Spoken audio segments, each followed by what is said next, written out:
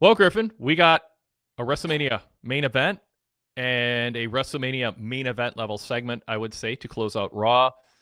Two big stars that talked for, I don't know, 15 minutes, give or take. I didn't time it, and ran through a lot of legit history. They each called each other out for comments on podcasts. I thought, for me, the most memorable line of the whole thing, and there were plenty of lines, but by the way, I'm talking about Roman Reigns and CM Punk. I think the most memorable line was Reigns saying that he remembered 10 years ago that he went on his little friend's podcast, his friend's little podcast, and made my life harder than it ever should have been. Wow. Yeah. And there's some truth in that. And there's a lot of truth in a lot of things that they said. I mean, I think they're legit friends behind the scenes. I mean, there's certainly a professional respecter. I don't think Reigns would have approved Punk coming back, or certainly wouldn't have approved having a match with him. But man, that was a WrestleMania main event segment with two people like amped up, I think, for that segment. And now Punk gets a one-on-one WrestleMania main event. The clock is ticking on that being possible for both guys because Reigns wants to step away. At some point, probably sooner than later. And Punk's just, he's getting up there. So, Griffin, tell me your takeaway from that closing segment. Yeah, I am happy for Punk because I'm a big Punk fan. And while he technically was a main eventer last year, that's not really the main event. The main event's the close of night too. And now they use that term loosely. Yeah. Yeah. They definitely put some interest into that match. I think everybody was interested in seeing that, but now there's a real backstory. I just hope they can carry it all the way to April. Like, that was a lot of emotion in the first promo. Yeah. Somebody in the comments while I was waiting on you, I already saw say something to the effect of, like, you could have that match tomorrow and I'm in. I'm sold. But yeah, that's a long way to go. So I hope that's a lot of fire to keep stoked, and I hope Roman's going to be around to stoke it. Yep, it's totally right. I was just about to say I will watch that match tomorrow or this weekend. You're going to make me wait over 2 months. It's like if you're 7 years old or 6 years old and the Christmas tree goes up like in mid-September, and then there's like this giant gift under it, and then another one or two that are at it. You're just like, I have to wait till December 25th. Yeah, I mean, there's a lot of history in that match, and they weren't scared to go a lot of places. I mean, they didn't include, and Reigns could have. It's canon enough, I guess. That Punk can't get along with anyone anywhere he goes. That in that other place he had an embarrassing meltdown, and it's only the stability of WWE and sane people around him who have kept him from destroying his career once again. I mean, whatever. There was room for Reigns to go down that road. They wisely don't want to bring up anything that references AEW as part of Punk's canon, and I don't blame them. I mean, it's wrestling fans get mad sometimes when wrestling companies don't acknowledge other companies, but the number one company rarely acknowledges other companies because they worked hard to get number one and they don't want to make them seem relevant. It's kind of like I watched this thing about comedy today, and it got into the different maybe political leanings of comedy, and it talked about the difference between the different types of comedy is punching up and punching down. And you can punch up in comedy.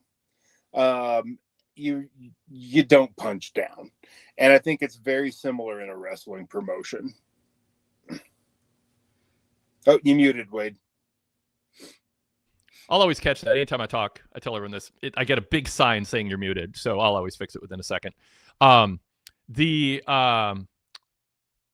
The punching up and punching down thing is correct in comedy and to a degree in wrestling. In that sense, it's not punching down to mention AEW, though. It would be punching low to take that shot at Punk. Because now, if you do it, Punk can't really respond and go, well, you don't know how dysfunctional that world was. Now you start debating something that is a distraction.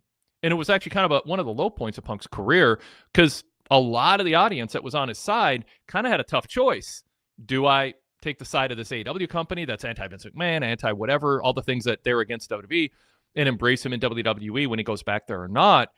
And so I get it. And honestly, I mean, I think there's merit into the argument, acknowledge the whole wrestling universe. And I think there's merit to the argument going, when you earn the number one spot, we don't give free publicity to someone who's not a friendly partner like TNA Impact Wrestling is.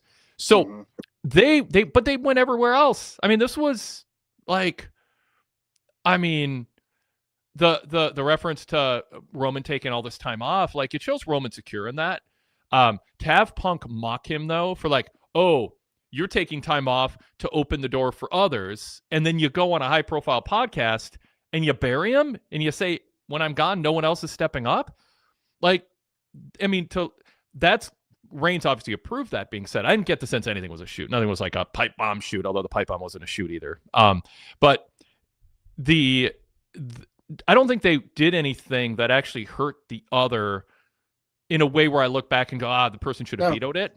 In fact, I think you give them both points for letting them go the places that they went.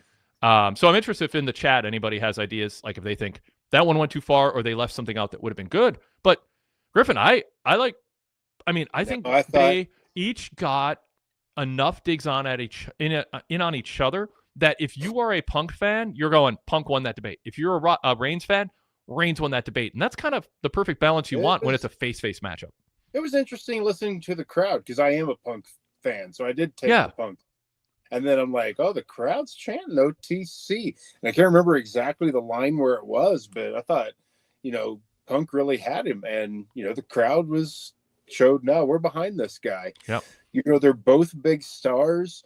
This is kind of it's not the same, but, the closest we can get, and it's an Austin Rock type of showdown where you've got two legendary top stars that people love, and we're going to see the showdown. And the only bummer is, as the Punk fan, he's probably going to lose that match. You think so? Yeah, I mean, I think Reigns is kind of pushing for one more big title reign before he does hang it up. So, yeah, we'll see. Well, you know what? We have over 2 months to speculate. Yeah, yeah, absolutely. So, in the chat, just a couple comments from people who actually made these comments while they're waiting for us to go live. Darrell Freeman says, "Now that was a damn promo. Roman delivered an ending promo that you don't see from the Young Boys, as he pointed, and CM Punk had a lead babyface promo for you." Jack Reeves says, "Great show, particularly the street fight and the Reigns Punk ending. The whole Reigns Punk thing, but yeah, the ending." Yeah. And then Real Legend says in the chat, "What a main event segment." Indeed. I mean, that was just star power, exuding star power from two people who do not have, and this is nice, and hopefully it stays true, they don't have meddling Dwayne Johnson bigfooting them. This is them, and this is what I argued back just over a year ago on the first Netflix special, or the first Netflix Raw. Everything was about the past. It wasn't about who Rhea Ripley is. It wasn't about Cody. It was Cody standing in the audience and letting Rock pat him on the head. It was celebrating the past with this huge audience tuning in that wanted to see the current and the future. I thought that was a mistake with TNA on their first week. They were looking backwards too much. Oh, here's AJ with nothing to say, but it's AJ. Yay. Yeah. And here's 3 video packages on our titles, but not enough about what makes Impact Wrestling a show you should tune into weekly. They're doing well in the viewership, by the way. I put the details up in the Wade Keller news bulletin right before Raw with the exact details. But they're doing well. VIP members, check it out, and go VIP if you haven't read it yet or listened to it. The 2 weeks after have been much better shows. Yes, exactly. And I'm glad people gave them a second chance, because that first show was a mess. But I think the Feast or Fired reveal helped. But let's not do an Impact show here. There's too much to cover from this week's show. The first Raw after the Royal Rumble. By the way, in that Wade Keller news bulletin, VIP exclusive, PWTorch.com/go VIP if you don't want to miss out on those. I did an overview of what the key things were to look for in Raw tonight, and also just kind of the weeks going forward coming out of the Rumble. And I was like, I didn't know they're going to do Punk Reigns an announcement and do this promo tonight for the reasons we just talked about, Griffin. Maybe they're peaking too soon. But I also wrote about the Liv situation and all those options, and also got into speculating on what's going on with the Vision. So check it out if you're not VIP. It's a PDF, an all-text article, and an audio show. All 3 formats, pretty identical. I read the update as the podcast, but you can also read it as a PDF in landscape view. All kinds of other benefits with VIP membership, PWTorch.com/GoVIP. Sneak that in here. It's a good time to be a VIP member in this season with all of our VIP exclusive content, including our Joshua White and Todd Martin and I did the post-Royal Rumble podcast on Saturday, and that is VIP exclusive, also available for everybody. The free show with Greg Parks and Kurt Hawkins is up from our on YouTube and also on our PWTorch Daily Cast feed if you want to hear the live post show also. So check out our coverage in those two places. But of course, go VIP, support us, and you get a lot in return. New content every day, VIP exclusive, along with nearly 4 decades of archives, including over 2 decades of post pay-per-view roundtables and our WrestleMania special section going back to the 90s. Really cool stuff. Check it out. All right. So the Punk Reigns match came to a head already in terms of announcing it, and they asserted themselves, to round back to my original point, as current day top guys. And I think, Griffin, they were, before I got sidetracked, they're motivated to show that. And they did. Like, you don't want to go out there if you're Roman Reigns and have a sucker and succotash moment or stammer.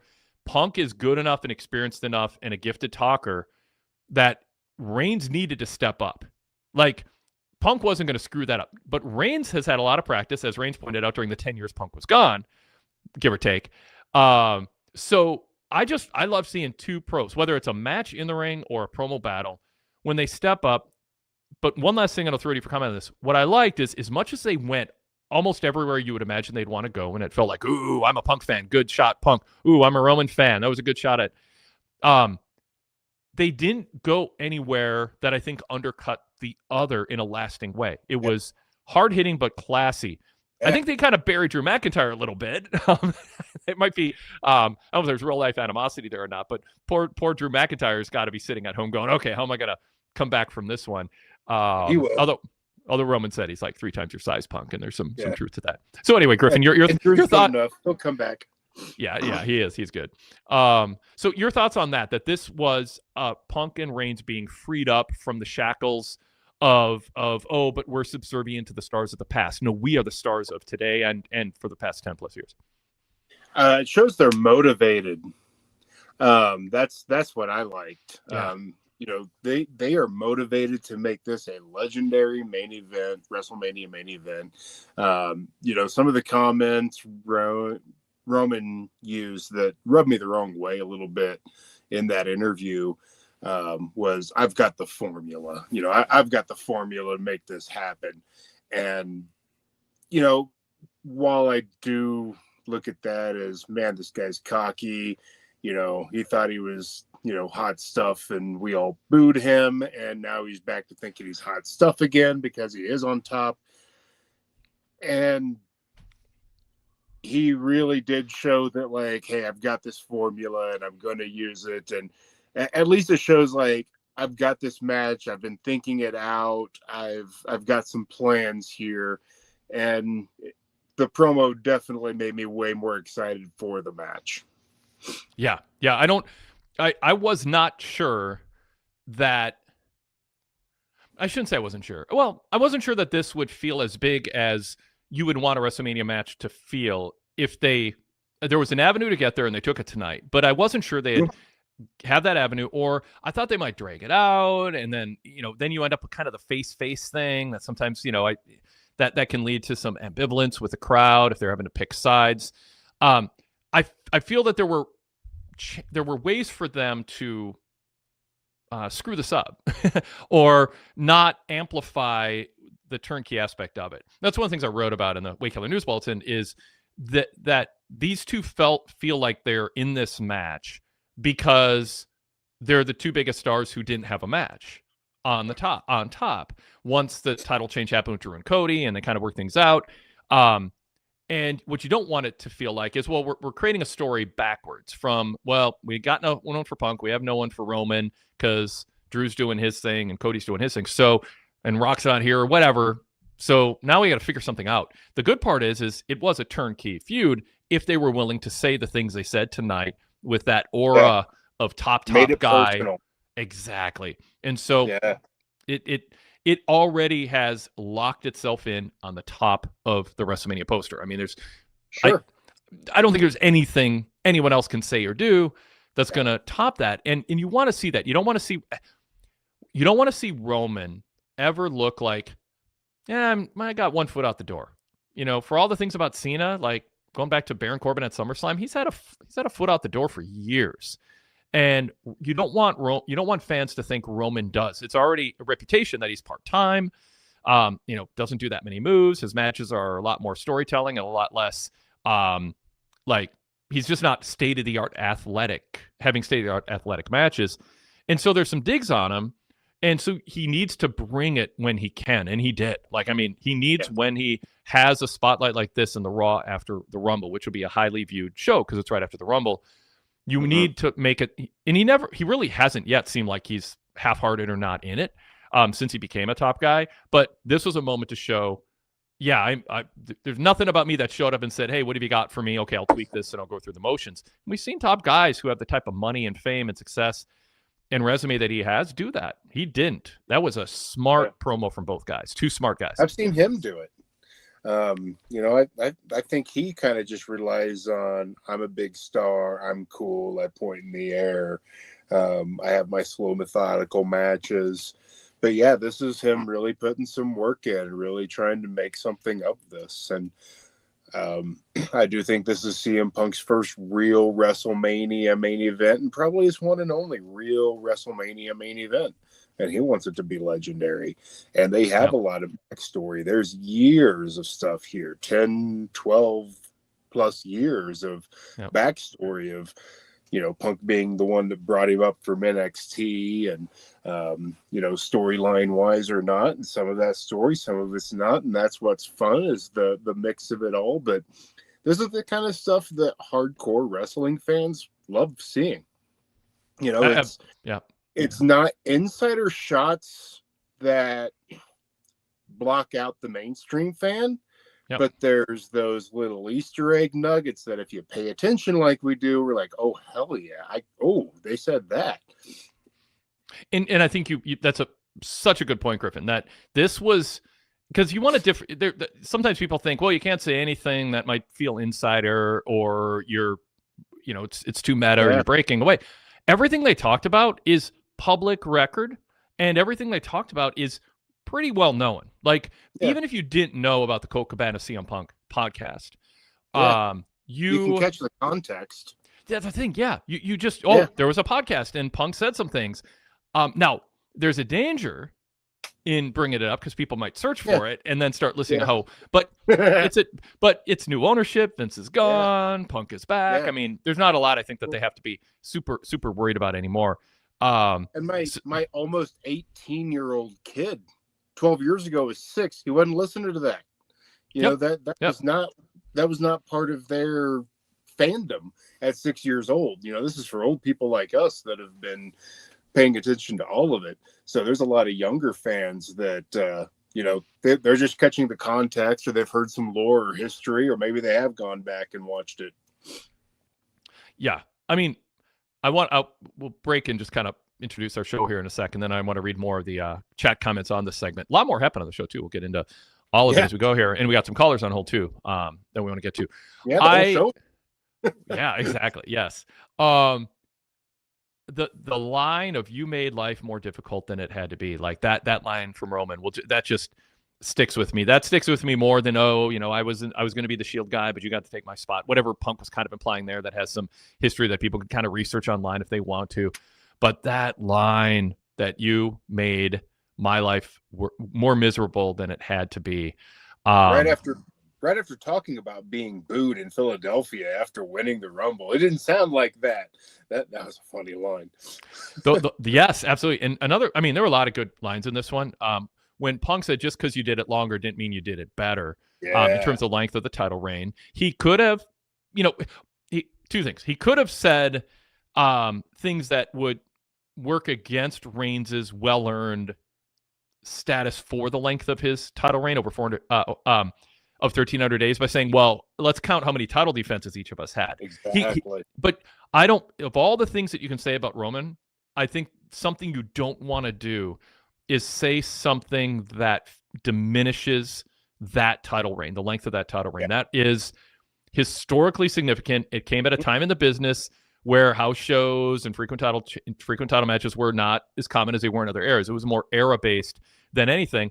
And so Punk could have said, oh, in my 400, some days I had more title defenses than you did in your 1300. He didn't say that because that would undercut Roman's reign. Roman also could have said something and he didn't, which is, Punk, during that 400 some days that you brag about, did you ever headline a pay-per-view except against Cena and The Rock? Yeah. You were carried during those 400 days. Because that's true. Punk he was not given the final spot on any pay-per-view in that 3.5 years, or that year and a half. Unless he was facing CM Punk or The Rock. Yeah. So Roman could have said that, Griffin, but he didn't. He held, there's a couple, so my point is, they did not take shots at each other that hurt each other's character, but they said things that are canon or well-known that felt like they were digs, but they didn't go too far in a way that's counterproductive. Yeah.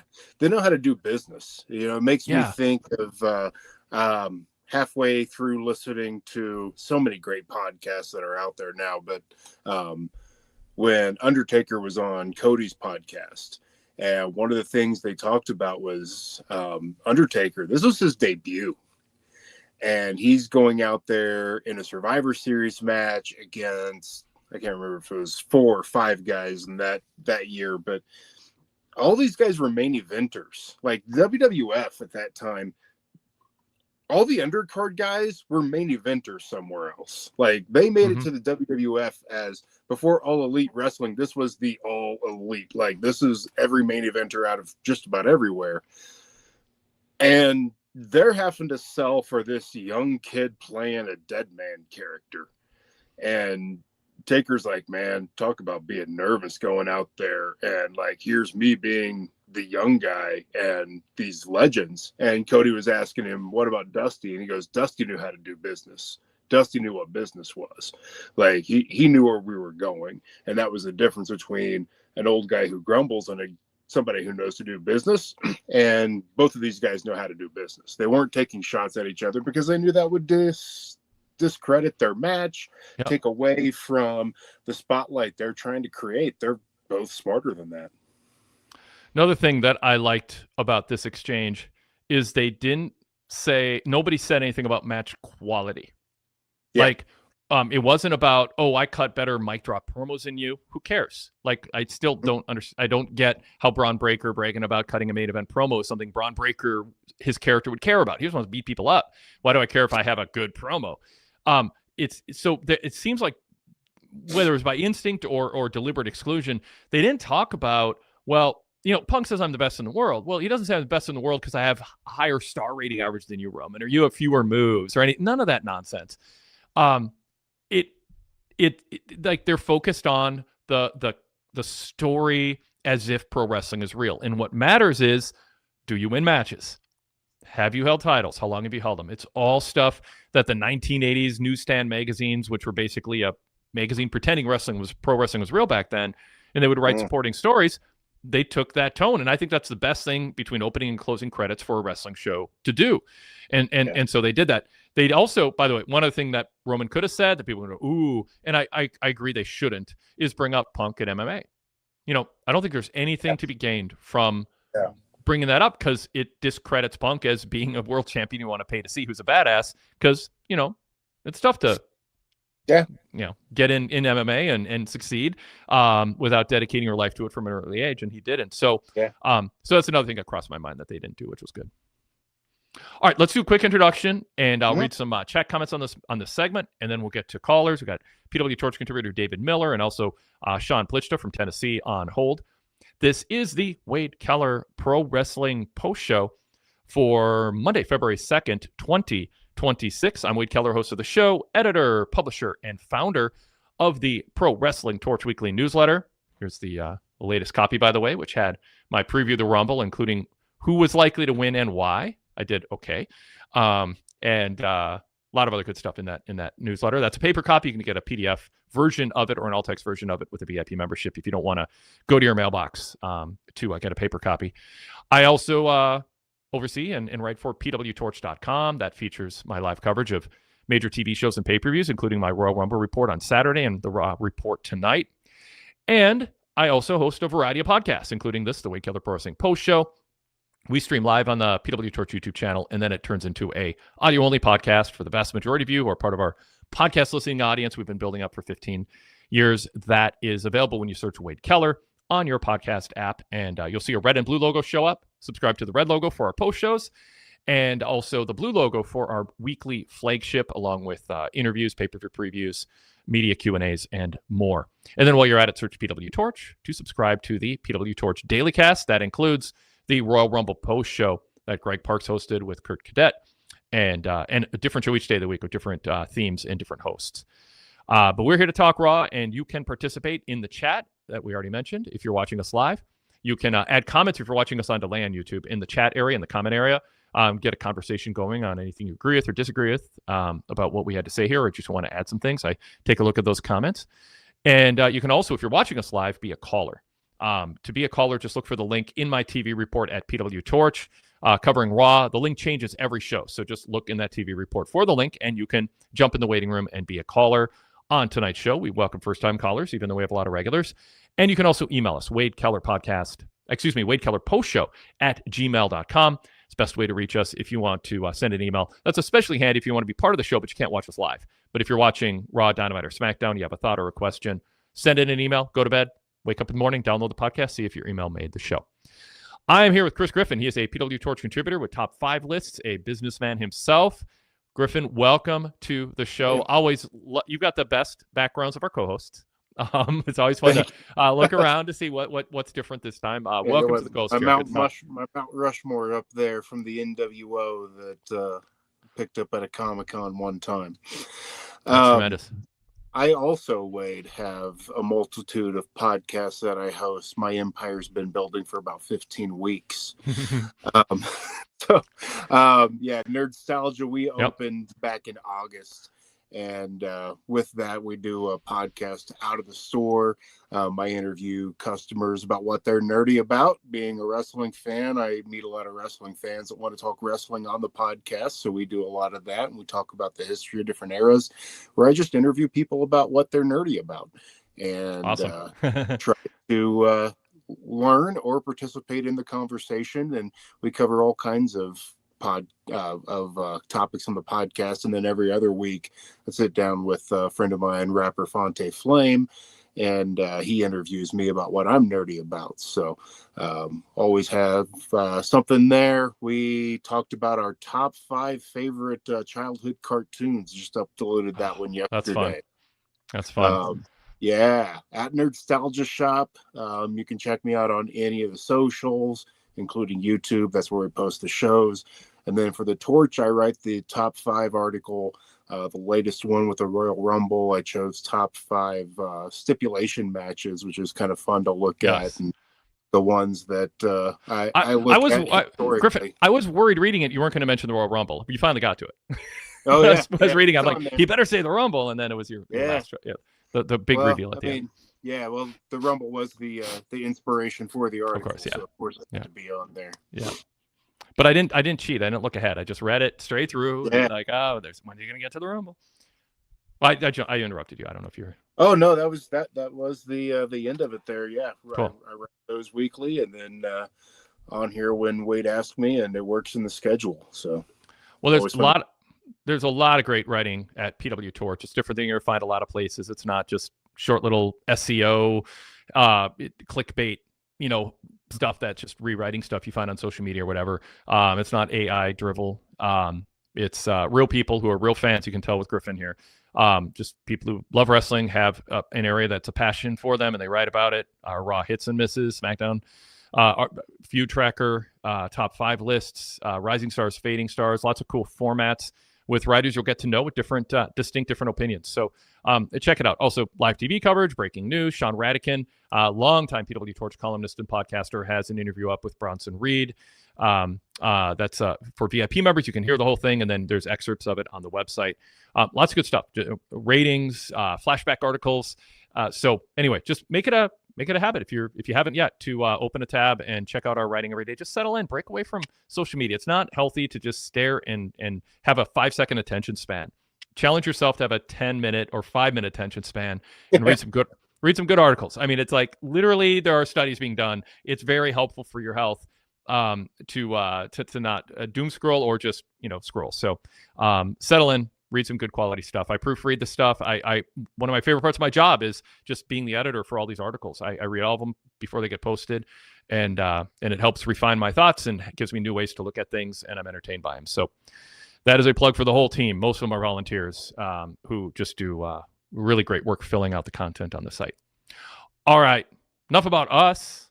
Enough about me telling you what to do with your time. Let's jump back to the chat room here and get some more comments up here. Tons of comments on that closing segment, understandably so. So many. The scroll is going so slow getting to the top that I had to stall for time. But now we got him. Kyle Fassel says, "Whoa, that last segment rocked. Roman was on fire in the end there." Durrell says, "Now that was a damn promo. Roman delivered an ending promo that you don't see from the Young Boys." Okay, I already read that, but it's worth reading twice. And CM Punk had a lead babyface promo for you. Then JC Scooby says, "Punk Reigns on the mic was a highlight, the best thing on the show, and Liv too." We'll get to her. Like I said, Liv's always one of the best things on the show. Yeah, I want to delve into that. Kyle Fassel says, "These guys made me want to see that match with that promo. They could have the match tomorrow with no more build, and it all makes sense." Of course, the challenge is, what do you do for the next 2 months to lose that? I'm curious what they have in mind. Obviously they'll not talk about it for a while because Punk has the Balor thing, and Reigns will take more time off, so that's helpful. But it's going to be brewing. Eric Moy says, "I said a few weeks ago this was what I wanted to see. They heated up Punk versus Roman so fast, indeed." Durrell adds, "Just off the promo from both guys, Mania has a real main event now, and it's time to build. Roman shows how things look when he's locked in, and we see how a real main event looked when two top guys go at it." Absolutely. And I want to underline, it's not just what they included, it's what they strategically excluded. I think I agree with every decision they made on what to include. There's a couple things I might have said, "Oh, are you sure?" But nothing that I'm object to. But I'm really glad they didn't do things that talk about things that didn't matter or demeaned each other.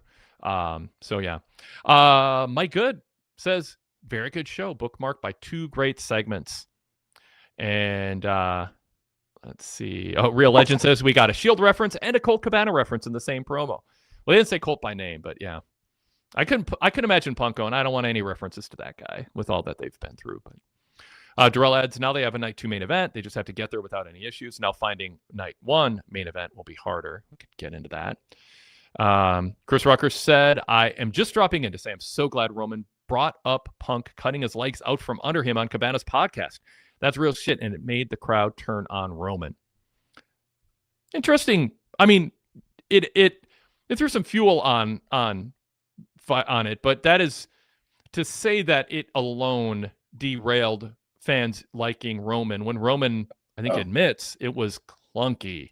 Our flashbacks, when we put up our flashback podcasts and written reports on that era, where Vince McMahon is trying to force feed Roman as a babyface when Roman just didn't have his feet under him, it was embarrassing stuff. I don't think it took on that. Yeah, they touched on that in the first season of Unreal. I've been rewatching that because I know your love for the show. We won't even go there. I don't mind the show. I just think it's bad for business sometimes. But I enjoy it. Yeah. Yeah. So I rewatched the first season with my wife because that's the type of stuff she'll watch with me more often. Nice. Down to watch wrestling. Yeah. So before watching the second season, and they really touched on that. And they didn't touch on CM Punk's interview there. It wasn't just Punk's interview. That. For a very vocal part of the audience, it definitely did not help Roman's character with us. But it's not like he was good, and then Punk changed everyone's opinion. He was bad. Yeah.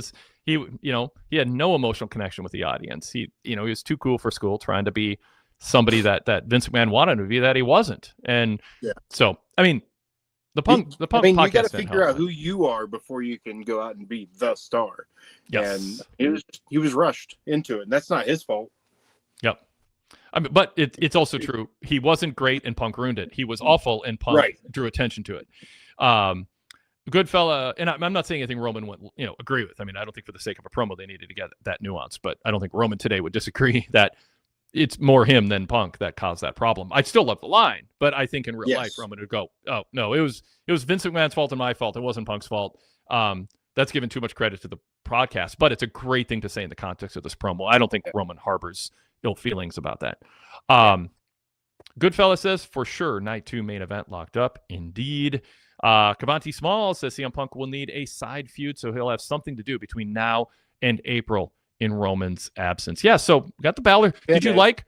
I enjoyed. It was very smooth of them, Griffin, to have Punk come out. This big moment, circles Roman, tension in the building, stops, crosses his arms, stares at him. And then he turns to the hard cam and talks about Finn Balor. I loved it. I mean, because Roman's like, I loved Roman's face. Yeah, you interrupt Roman's face during that. Yeah. Yes, you interrupt my. You interrupt my. Take 4. You interrupt my promo to talk about someone else, and then the great part, Griffin, about that is what a comeback, which is Punk goes, "This is my show. This is my show." The one thing I might have left out, by the way, now that I think about it, is Roman saying, that I came to the A show, Netflix. Like, this is a bigger show. At some point in the promo, we made a reference to that being bigger than SmackDown, and I think they shouldn't be thought of that way on air, even if there's some truth to it. It's not like Netflix is doing that much better than it's doing, number-wise, not that great. So I think you can treat them as equals. But Punk had a good comeback. You're on my show. I run things around here, and I think Punk needed to assert that. So even though he has a, quote, secondary world title, Griffin, it feels like Punk is the alpha on Mondays, and you need to give that vibe off. Yeah, absolutely. Yeah. Okay, Mike Good says the last segment felt like it was trying to find the main event talking points for Punk Roman. I mean that in a good way. It sounds like you didn't mean a good way, but I'm glad you did, because that worked. Darrell says Roman and Punk don't need to touch till Mania if we get promos like this every few weeks. Yeah, I don't know what they're going to follow up on. Just replay this thing. Don't talk about the match for 2 months and then just replay this segment when people don't have it figured out. Or makes me wonder how much Roman's going to be there in the next couple of months. I know. Exactly. Well, Eric Moy is concerned. Do you guys think they fired all the shots and emptied the chamber already? What else can they bring up now? That's what they get paid to figure out. I think we'll get sit-down promos, Griffin, from both. Like, I think there'll be like a sit-down Q&A. You can cool it. Yeah, cool it off and rebuild it back up. You can do that. It's kind of like the action movie that starts with the big action scene, and then they pull back, and then they tell some story, and then it slowly builds back up to the conclusion. Yep. Darrell says, everyone, this is what Wade asked for all those years ago when he said Roman needed this, and now you see why. Also, Wade says guys need to work on promos. This is why. It's next level stuff. I mean, Punk's been sharpening his knife with his feuds. I mean, and I thought Drew did really well opposite of him. Seth cut some good promos. There's been a couple times where Punk felt a little lost during the Cena stuff. For sure. I thought he was damaged badly by that. He recovered. I was wrong in thinking Cena just emasculating him after the Saudi Arabia trip and mocking him, and then Punk embarrassing himself trying to imitate Cena. I thought that hurt the Punk brand, and was more resilient than I thought at the time. So I was wrong on that one. But this was Punk bringing it. Some of the audience liked that. I mean, my kid wanted the action figure of CM Punk in the Cena gear. So I mean, some of them were into it. I think there's an age limit on liking that one, and that's fine. Yeah, that's fine. Yeah, hey, they want that age to watch too. Absolutely. Yep. Yeah, and Kyle Fassel just goes what we're kind of saying here. I'm assuming Roman won't be on TV that much, so it makes sense to fire away right now. Also, it felt like they needed this intensity. The product has felt a little flat emotion-wise. They also have a big audience after the Rumble. I mean, there is an ebb and flow to things. NFL season's not over, but it's an off week. Super Bowl's next week. They kind of have this sweet spot, a Rumble weekend in between when they've done this, where there's a week off before the Super Bowl, and they kind of get to be the center of attention for a little bit. And so that worked out. Derek Mitchell says, I like weaving the line about going on Cabana's podcast, but you have to be careful as 95% of the audience doesn't know what he's talking about. AW is guilty of this all the time. But the thing here, and Griffin, you said it, is they provide enough context where you don't need to know. Mm-hmm. Just, hey, all you think about if you hear that is, oh, Punk said something about Roman after he left the company that took digs at Roman, and apparently is one of the reasons Roman got booed for all those years. I mean, that's you can infer that from what was there. Yeah. Yep. Let's see. Darrell, another comment. Gotta love when you see two great promos like that. This pushes others to step up to their level. Absolutely. I mean, I don't know where Drew falls, in the ranking. Drew has been setting a standard too in his promos. There's a whole other should Drew fire back or ignore that? I mean, it's hard to have all those digs taken at you. I mean, he's just got, his way to fire back, Griffin. It should just be talking about making his match seem like it matters more than Punk and Roman. He's got 2+ months to do it. He'll make some side comment in the middle of his promo, and it'll make sense, and it'll make you laugh in the way that, God, he's a badass. And I love a smart ass badass who can back it up, and that's why I love Drew. Yeah. Kyle Fassel says, I'm wondering if the crowd's booing response to Drew is because he's a heel or actual disinterest. What do you think? I think they just want to see Punk Roman. I don't think it was. Yeah. I think it was neutral for Drew, and they're also booing him because he's a heel. But I do think people want to see Roman Punk more than Roman Drew again.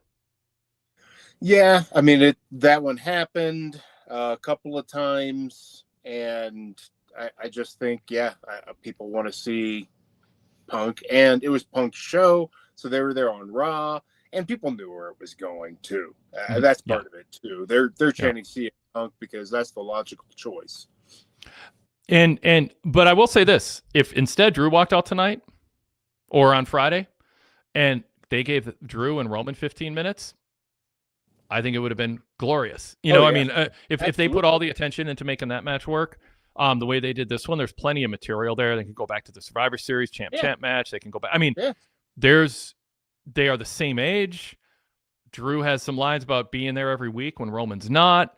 Drew can say, I peaked during, COVID while you're sitting in the back acting out skits. Well, he's not going to do that. That'd be going to a place I say you shouldn't go, which is demeaning things that worked with Roman. But they would have been a lot of material there. One of the lines with Drew, and it's one of the lines I was thinking of earlier, when Drew said, Roman said, I've already beat Drew, and Punk said, you and how many of your cousins? What a great line. That was really good, and it is so true in canon, and it would be malpractice for Punk not to point that out. Yeah. And it does create, a sense of pride that Roman, you got to beat. You got to win now without helping your cousin. A lot. It basically says those 1,300 days, a lot of them were because your cousins helped you whenever you bothered to show up and actually defend your title. But he didn't go too far. He didn't do anything that chipped away in a non-canon or even canon way at what Roman Reigns' reign meant. Pickens says in the chat, we're going to get to caller soon. So I know I saw Sean taking a nap in the background there. Pickens said the bracelet dig was my favorite part by Roman. It was pretty funny. Yeah, that was. Adam Kidd said, good closing segment. Roman got him in the end. We're going to talk to Sean, so I don't need to read his post there in the chat. Kyle Fassel says, some of the best wrestling storylines are based on true stories. They are, although there's everything they talked about is canon. It's not like it's true, but it's true, like you said, Griffin, because we saw it all play out. I don't want to hear a true story about something that doesn't match their characters because, but it's true, so it's better.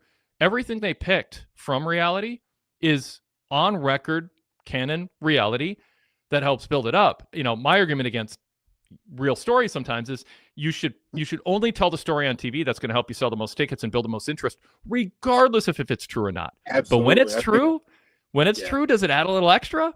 Yeah, it does. Yeah, because I also think some of the worst stories in wrestling are based on reality. Thank you. See Vince Russo. Say that again? See Vince Russo. Yeah. Darrell says, both of them showed how you pull from real life events and put them in your promo. Exactly. Sadler says, promo and build great like I expected. I just have low expectations for the match in the ring. I shouldn't say who cares about that, but people are going to watch that match, and there doesn't need to be a lot of athleticism for people to be on the edge of their seat. Hopefully, by the time this comes around, maybe we'll be bored with it. Roman's best asset is knowing how to work around that. Like his match is around drama. It's not about athleticism. It's about drama, and people pay attention to drama. Yep. Drama movies last longer than action movies, and there's a reason. That's a good point. That's a really good way to put it.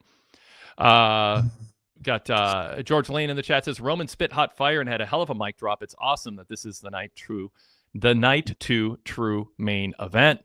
The mic drop moment, because this line about you made my life harder than ever should have been. He said he came back and took his wise man, and his cousins almost brainwashed him. And then he shook his hand and looked at him like a man, but then he mocked him as he walked to the back as if I'm some young boy.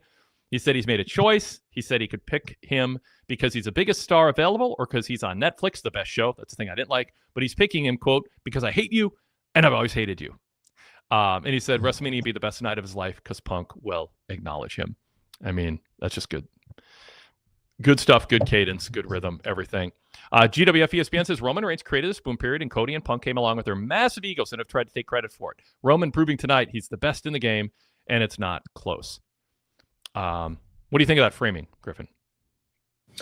Yeah, I don't think it's close. I think he's right on. Yeah, I mean, Cody and Punk, more so Cody than Punk. I mean, it's not to mean Punk. I'm just, if I have to rank him, I put Cody ahead of Punk in terms of the impact he's had. But Cody sustained it. You need somebody who's there every week. You need somebody who can actually go and have a main event, who can battle Seth in a cage and battle through this injury that made him legendary. Cody brought a fresh story, a true modern baby face who was a throwback, but also current in the sense that he knew the rhythm and the vibe of the current fan base. He had gone through the indie scene and AEW, and he showed up and brought some of that to WWE along with, they've been canonizing Dusty Rhodes, and now his son shows up. I mean, Roman needed Cody to sustain business so Roman could be in front of a lot of people telling the story about how we made this boom period. Without Cody coming around, Roman might not be sitting in front of sellout crowds every week talking about how he made everything great, because it might not be great. So, but I don't disagree with GWF ESPN's framing, Griffin. I think Roman built it. I don't think Punk and Cody are taking extra credit that they don't deserve for it. I think they deserve some credit. I heard that a little wrong in my head. And actually I think Cody has, when Roman said he was responsible for the eyeballs, I think the boom period started when Cody returned. Cody, I was at that WrestleMania, man.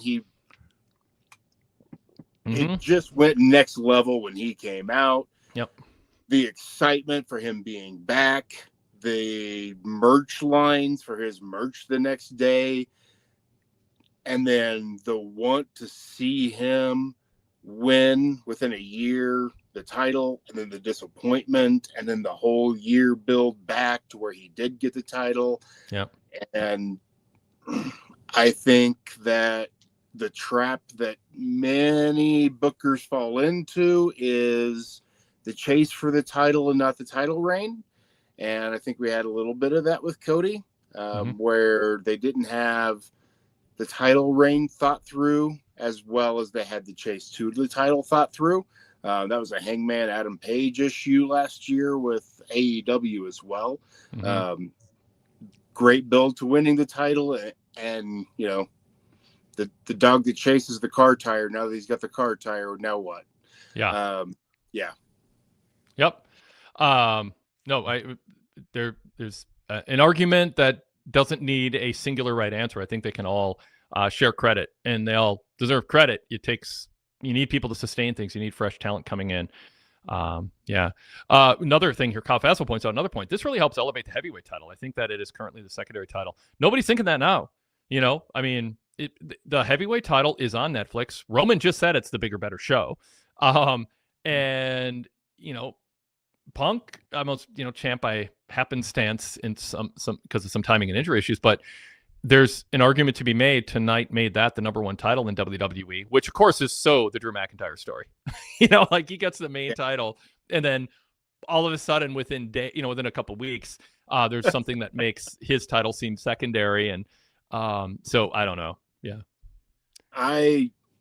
I'm a little curious what Roman's original line was going to be before the crowd jumped the gun and choosing the partner, the opponent for him, because it seemed like he's like, do I go after the title I made, or like he was going to say the title, like I want to know what he was going to say about this title, but the crowd cut him off where he had to kind of change direction in his promo and switch to the opponents versus the title that he was going to chase because the crowd where he's going. I don't like when that happens. I want to know what you're going to say. Don't. Yeah. Yeah, I know. Sean Plichta says Punk having it makes it feel bigger, but both titles feel very big because both titles have many big stars fighting for it. We'll get to Sean in a moment. Chat is just lit up over this, and I really thought Seth Rollins did a great job right out of the gate making that title matter. You had great defenses against a lot of different opponents. And then the Drew switch, and then the Drew won it and then immediately lost it, but it had enough strong champions holding it that I thought they were doing a good job making that belt. But bringing your arguably one of the biggest stars you have challenging for it makes it even bigger. All right, we got the chat's never going to stop with good comments. We're going to stop reading them for the moment and bring David Miller into the program. He can talk about this and other things. David, welcome. He covers NXT TV reviews for PWTorch. David, longtime fan. What do you think of what you saw tonight in that main segment? Well, as far as the main segment goes, I agree with everything you said. It was not too much. And there was just enough, not too little, not too much. Perfect. We mentioned it before. David, move your mic a little more in front of your mouth and talk up a little bit. You're just, for whatever reason, way softer than us. We can barely hear you. Okay. Yep. Is that that's better? Yeah, that's way better. Way glad better. I asked. New pair of headphones. I've been having trouble with it ever since I got them. Yeah, I remember when Roman Reigns could cut a promo about as good as he could cut through a $2 steak with a butter knife. So yeah, you hear all the time, especially about somebody like Dusty Rhodes being able to talk them into the building. That is exactly what these two men did tonight. They talked them into the building. They sold tickets with that promo. That was fantastic. Another highlight of the show, because I know there's going to be a lot of people talking about that final segment, but another highlight of the show for me, one of the memorable points was the downfall of the Vision, that storyline throughout tonight with Braun Breaker throwing his temper tantrum at the beginning of the show, and then LA Knight just coming in and just like ruining the whole night for them, and Paul Heyman, his frustration. I like seeing them do something with LA Knight that's not just him stumbling over catchphrases. So I'm very happy to see a better and different, more aggressive side of LA Knight. So I was thrilled with that. Yeah, definitely. And I really wanted, the last thing I'll touch on, I really wanted to like that main event match because I'm a big Stephanie McCare fan. But it seemed like Raquel might have been just a step slow. They were not clicking tonight at all. I mean, it's just, I think Stephanie did her best to hold up her end. And I'm not blaming it all on Raquel, but it just seemed like she was a step behind every minute of the match. What do you guys think about what'd you think, Griffin, of the long street fight? So the long was part of the thing that I was impressed with. To give 30 minutes to a women's match on Raw, I thought was cool. to actually give that type of time to them. Now the women have to fill that time and make the most of it. I'm a little mixed on the match. I do see that. I don't know that those two are great matchups for each other. But that's one of the things you learn when they go out and see how it goes. So part of that also is there's no house shows for them to go work that match out on before they come to Raw. And I think that's going to hurt television with a lot of the younger, with the younger ones coming up. They don't get the timing with each other. They don't get to work with that variety of try different things ahead of time, see what works and what doesn't. So I think, if they had house shows where they could have had that match 2 or 3, 4 times on a loop, we could have had a phenomenal match tonight. Griffin, I want to get your thoughts on what David brought up right before that, which is the state of the vision and the follow-up of Braun Breaker being eliminated by the Masked Man, and then this obsession with Adam Pearce. Kind of curious where that lands and where it goes. But yeah, what did you think of the follow-up at the Rumble? I liked what they did with Braun Breaker at the Rumble. If you're not going to feature him, if he's not going to win, if he's not going to be your focal part, then get him out with a reason and a story. So I dug that. I know a lot of people did not like that, but as long as there's a good story as to why, then let the follow-up play out. So coming out hot as he should have been. It makes me wonder more who's under the mask orchestrating some of this, because I think they're going to be the mastermind behind it, whether that's Seth Rollins, whether it could be Austin Theory. He could be in there as the mole within after working with Seth and, doing the same stomp. So I don't know who they're going to go with it, but I'm definitely intrigued. Heyman's always great, just the way he sat on the ring apron, head in hand, and just kind of soaked it up with very little emotion, opposite to where he usually plays things big. Just good, all good stuff.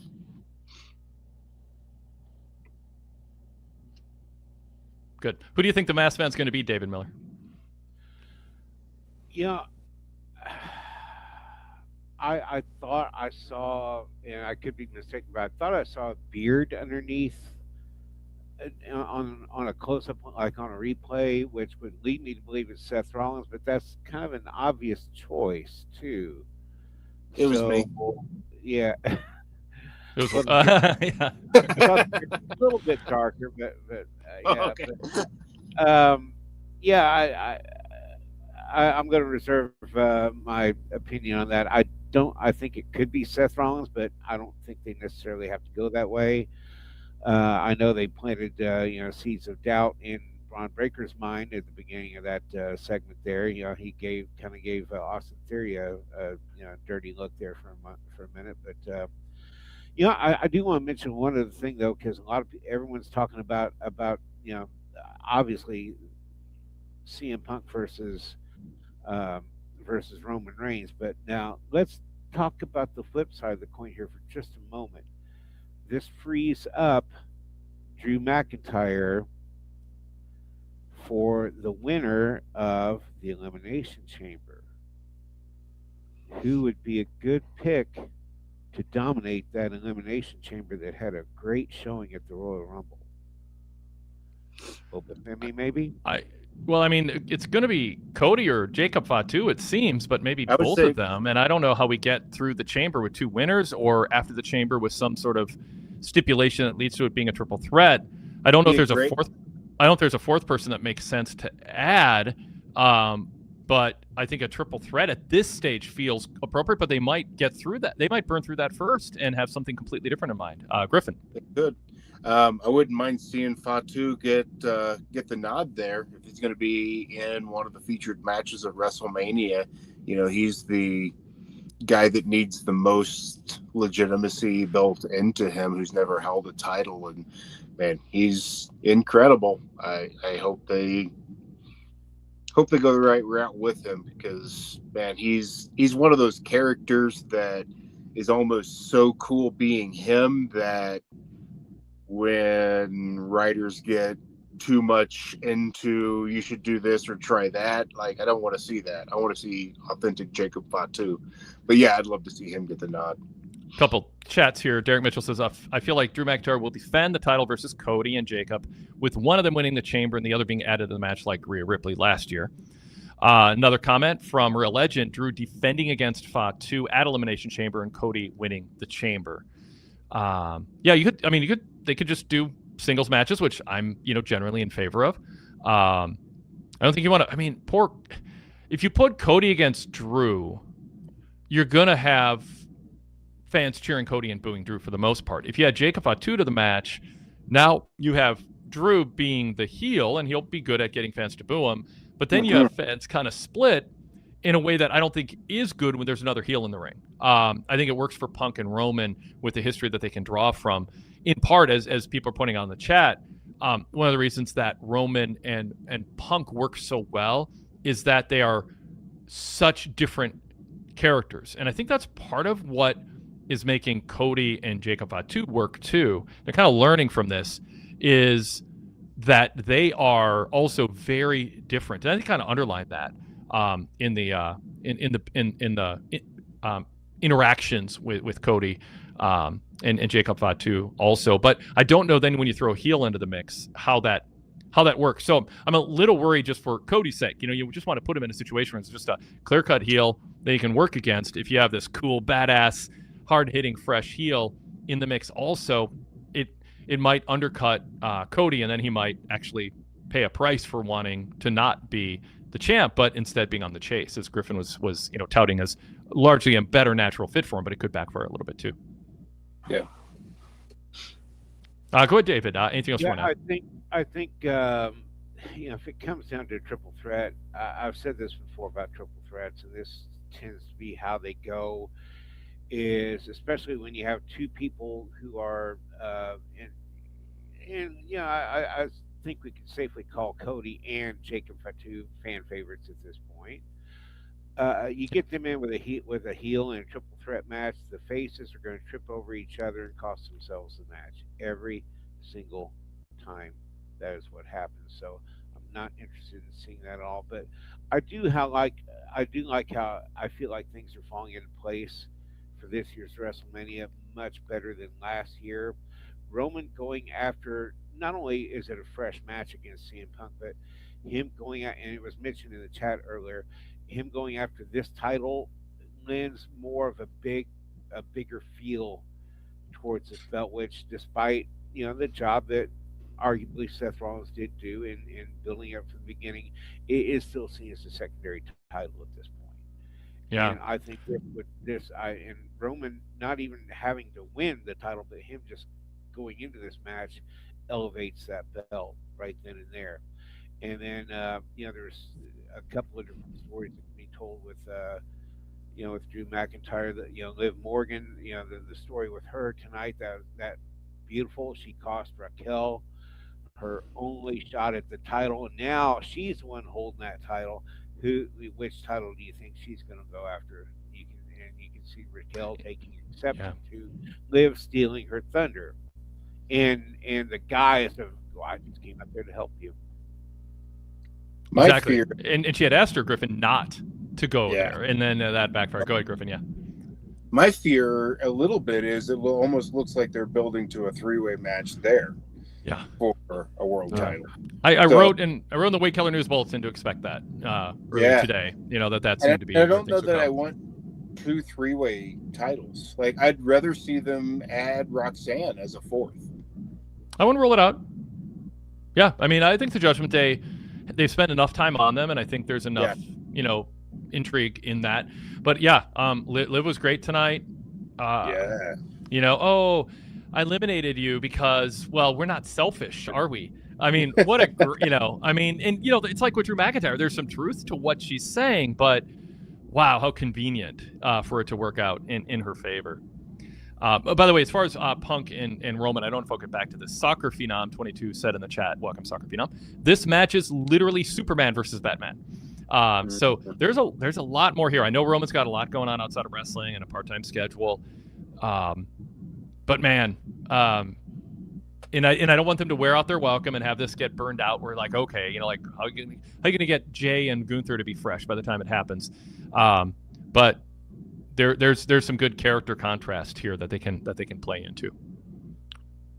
But yeah, Liv was good. I think now people who go, why, you know, is Liv a big enough name? She's kind of, you know, like, is she stature wise? Is she really at the level where you could? Because I think all 4 world titles, the 2 men's and the 2 women's, they all should feel like they could. Any one of them could headline at least night 1, and you need to have some gravitas to that. And Liv is a really good character. Does really good work. Does she have the gravitas to be the Rumble winner and build the match over the course of 2 months and have it feel like, okay, this is world title level? And I thought we had a good start tonight. Yeah. I think absolutely. Liv is an example of what I love about women's wrestling. I think women's wrestling as a division more know their character. I think they, at a younger level, have a little less, maybe it's the machismo of letting go and being a big character on screen, and some of the tough guys have a little bit more reservations about it. That's just a theory, but I love Liv, Becky, Toni Storm. Like, the women's wrestlers, they know their character, they know how to be exactly who they are at all times, on social media, on screen. You see them always working towards who they should be in front of a crowd, and Liv is awesome at that. I mean, she knows how to play things to her advantage. She knows how to, you know, when the crowd cheers her, to just say, yeah, aren't I great? And just be like so over the top, full of herself, that it makes you want to say, yeah, boo, you know, you're too full of yourself. But yeah, she's fantastic. There's speculation going back to the Vision that it was Logan Paul. And what's that? I could see that. Yeah, you could see that. Yeah. Yeah. And I keep pointing to it, but I was fresh in my mind 'cause the road today in the Wade Keller News Bulletin. I went through various scenarios and like, okay, this could make sense if this happens, and then it would lead to this. This could make sense if this happens. And Logan was one of the key players in my speculation and looking at possibilities, because Logan got tossed out by Lesnar, like a Heyman guy, and Logan also was so enthusiastic about supporting Braun Breaker. And you look back on it, you go, you know, he led that discussion last week. Oh, we're all gonna help Breaker win, right? And Theory's like, yep. Well, he might have said that because he knew he had a plan to make sure Breaker wouldn't win, and so he was wanting to come across as a team player when in fact he was plotting to undercut it. I don't know where the heel face breakdown comes in. That's something I wrote about, like how this all plays out. So really fun. I mean, when we talk about how are they going to fill 2 months, that's how. Like, they've got some other good stuff going. So why isn't anyone asking if it was Bronson Reed? Nice. Sorry, well played. Line of the night. I love the Logan Paul theory. Logan Paul was one I was like, when they brought him in, they're just bringing him in for the War Games match, and then when he stayed with them, I'm like, he doesn't fit into a faction, because Logan Paul is about himself. Like, Logan Paul is obsessed with him, and why would Logan Paul want to be in a faction where he's not the leader? So that's why I said I could see that. I love that, actually. Yeah. Real quick, we have a super chat. We like to interrupt the flow of the show for those. Thank you, Derek, for your generosity. Did you know the last time Punk and Roman last competed against each other in a one-on-one match was on Monday Night Raw, January 6, 2014, before Punk's 9-year hiatus from WWE? Yeah. Been a long time since they were one-on-one, and it is fresh for their. I bet there's some people going, they had to have wrestled since Punk came back. But no, I mean, they won't have to, because Roman's not around that much and Punk hasn't been back that long. So Yeah, good stuff. All right, David, anything else? I don't want to leave Sean waiting too long here. Nope. I'm done. Not trying to hog the show. Awesome. You know what? After that line about Bronson Reed, you just do the George Costanza. Gotta go. Thanks, David. All right, thank you guys. Yeah, you're looking like Dutch Mantel this week, by the way. Oh, there's something about the haircut or the lighting, and the beard and stuff. Yeah, got our own version of Dutch. We just have to work on that. Yep.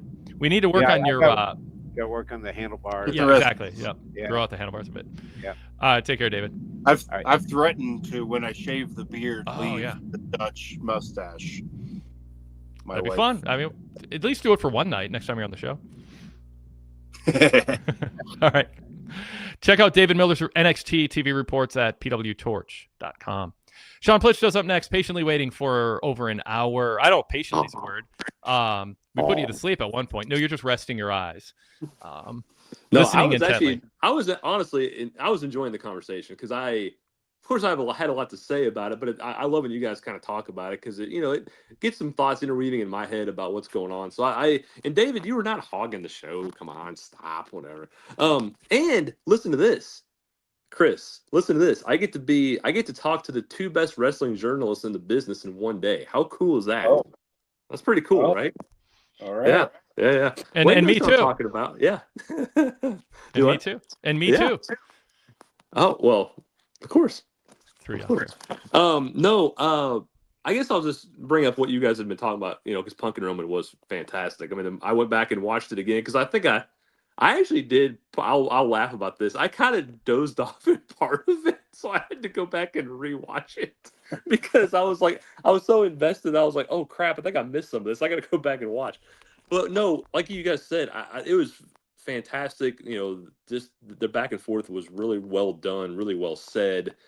And one thing I will say is I'm kind of with you guys. I don't want them to do, too many back and forths like this because, again, you do kind of wear it out a little bit. It's like, all right, we're getting 2 months. We got to get something going. But I do want Roman to be there more than he has been. I want at least a couple more because that's the thing. I don't want Roman, honestly, my opinion, I don't want Roman winning this title. I really don't because as great as he's been, as great as he was during the COVID era, and great as the Bloodline was one of the best stories we've ever seen told. He is a part-timer right now, and I just don't want part-time champions. We've had that. It doesn't work. I want a guy that's going to be there all the time. So I want him to build this up, but I want Punk to win. But at the same time, I love Punk saying, when you were champion, you pretty much cheated to win most of your matches. You didn't do him fair and square, and I have, and then Roman obviously saying, well, you think I took a vacation? You took a way longer vacation than I did. So I just love it. I just thought it was all well done, and I'm with you, Wade. I think they should do sit downs from now on. At least most of them. It's just like have Punk, the one-on-one with Jackie or Roman one-on-one with Jackie or whatever they do to build it up a little bit more. But I think it was well done. I'm interested to see where they go from here because I don't want it to cool off. And it was just funny because I think Punk has been good in the ring. I know a lot of people have said Punk hasn't been good. He's been good. He just hasn't been the best in the world. Yeah, he's not right. best Punk. Slower. Yeah, I mean, you can be as good as Punk once was and not as good as Punk once was and still be very good. Mm-hmm. Yeah. His psychology's there, but physically at his age, man. Man. Yeah. I'm a couple years younger than him, never taken a bump, and I'm like, I can't think of going out there doing that stuff. So, real quick, by the way, I said Lesnar eliminated Logan. Lesnar German suplex Logan during Jey Uso's ring entrance. The announcers didn't underline it. So, just want to, in my head, I knew there was something for Logan to address, but I was wrong in saying he eliminated him. But sorry, Lesnar taking Logan to Suplex City when they're both Heyman guys is gonna. I mean, if Logan was already a spy, a double agent, if that's the case, and it could go the other way too. I'm intrigued with the idea of Logan working with Paul to take out Breaker for some reason that we find out later too. Who knows? Anyway, yeah, because Logan won't come out the baby face, and the Vision baby face. That's the challenge in all this that I'm excited to see. I'm sure they've taken that all. They're smart people there. Not just Heyman. There's people who get what's going on here. How are they going to tell that story? So it's not obvious, and I love it. No, right. Right. And somebody had brought up, so I just heard a random thing, which I knew it wasn't going to happen but it would have been really cool if it was Adam Pearce that did it, even though we know it wouldn't have been. That would have been so cool because, like, Adam has the wrestling background. He's not going to wrestle now. I mean, he's NWA World Champion. Yeah. I didn't get to see it. I knew, I've heard it had so much about what he had done previously. And I was like, well, that would be fun if they did that. I know they're not going to do it, but it would be cool. I mean, Adam's done, even though he gets almost too fired up in a way, he gets too crazy, but I do enjoy it because he's invested in what he's doing, and I enjoy that. So I think it's good. Yeah, if he gets a match in WWE, I don't think he wants it against Breaker. No. I don't want to get Spirit out of the building. There might be a Breaker Pierce match. It's not going to be WrestleMania. I'll go on record saying that. Yeah. Breaker needs something better than that. I talked about possibilities in the Wade Keller News Bulletin. What else, Sean? No, and I would say, because I didn't want Roman winning the Rumble either, honestly, because I think he could have a main event match with Punk without winning the Rumble. I don't think he needs to win the Rumble to do that. But at the same time, this made it feel bigger. And so I was like, okay, I would have had, my pick would have been, if I was like, I want to pick a guy to win the Rumble, I would have said Oba because he's fresh and he's new. Let's just push him to the moon. But that's not what they do. I wrote about that a little bit in this cover story. Yeah. There you go. So, I mean, I would have done that, but Roman, it worked. It was fine. I'm okay with it right now. Let's see where they go. But with the street fight, there were a lot of issues I actually had with this, guys. A lot of other issues that nobody's brought up. A lot of them. The first is, why are they having introductions in a street fight? We should be wanting to kill each other and beat each other up. And why are we standing there for 15 minutes to build this up when? And I just get it. I've never done that. Still a title match. Yeah, I mean, I know what you're saying in terms of it. If you have two people patiently standing around, when they want to go, I don't think this feud felt so intense and personal that you couldn't expect them with the title on the line to be patient enough through formal ring. Griffin, you're nodding. You agree? Yeah. Are we? Yeah. Sorry. This you're wasn't. outvoted, Sean. This wasn't the same as. A lights out match. Jeff Jarrett took my wife. I'm Kurt Angle. I'm going to go wrestle you. Yeah, I disagree. I disagree with you guys. I disagree. It wasn't that personal. And then they made a wrestling match, and this street fight wasn't as personal. Like, they had a match. She beat up her hurt ankle and got a rematch. And I mean, yeah, there's title introductions for a title match. It's part of what we do. It's kind of like the Ring of Honor handshake before. It's what you do. Yeah, I disagree. You're getting attacked from behind multiple times from behind, and you're getting dominated and crushed, and you come to Anna Pierce and say, "I want her now. I want her. Like, I'm pissed. I want her." And he's like, "I give you a street fight." When you guys come out, you want to beat her up. You want to take her out. I don't care if you're a face or not. You've got attacked. Your livelihood is on the line. You're going after her in a street fight. You're not going to sit there and wait for 15 minutes and say, "I'm Stephanie Vaquer. I'm this. I'm oh yeah. Oh, you're not going to do that." I had more beef with their new music. Well, that too. That's another thing too. I didn't like that either. That was all like guitar riff. Like, yeah. I'm not even a guitar player, and I could have wrote something just as good. You just have to have a little bit of music theory. Like, it's just guitar riffs that were repeated. So that was lame. So I have more beef with Rem 437 in the chat said if the feud isn't intense enough, then it shouldn't be a street fight. And that plays into what Sean's saying. Don't make it a street fight if you're going to have them stand around for formal ring introductions for 2 minutes. By the way, You shouldn't do formal ring introductions for a street fight, not because it's a street fight, Sean, but because it exposed how fans didn't care that much about either woman. There was not much crowd response. That hurt. And that's the thing too is, again, I keep beating this up, but I just wish they would go on journeys with these characters, because again, Stephanie is a person that we do like. I mean, people do like her, but again, they really don't know who she is because they didn't go on a journey with her. She just came in and they had her win the title super fast. Yep. And they do that. And then it's like, where do you go from there? Well, you just proposed that for Obafemi, though. Yes. Because that's exactly what I thought when you recommend Oba, is he'd become another Stephanie. The money's in the chase, the build, the creation of the character. And if you push them too fast and they're a winner too fast, then all right, you're a winner. Cool, we've seen it. Who's next? I want to know who the scheduled tag team was for the War Raiders. Oh man, make it up. Make it up. Yeah. It was Grayson I Waller. didn't like them using War Raiders for that either. Well, I mean, the War Raiders have been defined down enough where it's not that big a deal, I guess. But I would have done it. I would have done it. Give me a comedy tag team for that. Don't give me two badasses that could reignite the tag division when it's time. Yeah. By the way, super chat. We'll squeeze this in here from Derek Mitchell. I swear, this is my last Did You Know of tonight. Adam Pearce, his last match in WWE was versus Paul Heyman on SmackDown, January 22nd, 2021. Yeah, that was kind of, I mean, it was a match. I mean, it wasn't, it wasn't really a match. I mean, it didn't turn out to be like a match, but it kind of was. I mean, they did announce it, and it was a match. So, man, Derek's is always coming out with the goods, man. Always bringing the goods. I'm trying to think of where I was going to go with that. There was something else with this Valkyrie match. And gosh, that power bomb was so bad onto the table. Oh my gosh, that was so bad. It's like, man, you got to put some emphasis on that, man. You got to put some oomph into that. Make it feel important. Make it feel big. And she just was like, man, just dropped her on the table, and they're trying to make it feel like it's a huge thing that she got power bombed through a table.